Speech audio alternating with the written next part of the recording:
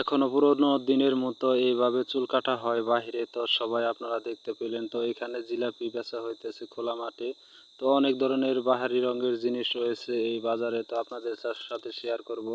তো এখানে দেখুন অনেক ধরনের জিনিস রয়েছে, আপনারা চাইলে এই সমস্ত জিনিস কিনতে পারবেন। তো এখানে অনেক ধরনের ডিম রয়েছে।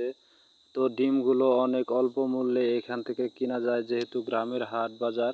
তো এই হাট বাজার থেকে অনেক সস্তা মূল্যে ডিম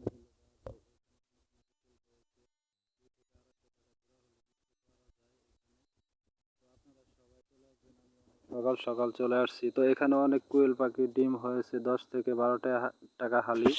তো আমি এখান থেকে প্রায় এসে ডিমগুলো নিয়ে যাই। তো আপনারাও চেষ্টা করবেন গ্রামের বাজারগুলোতে এসে বাজার করার জন্য। আসলে যারা শহরে থাকে তারা আসলে এই ধরনের বাজারগুলো দেখতে পায় না।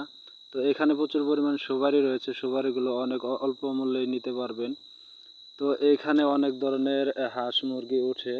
তো এই মুরগিগুলো এখানে বিক্রি করার জন্য নিয়ে আসা হয়েছে। ভিডিওটি ভালো লাগলে লাইক কমেন্ট শেয়ার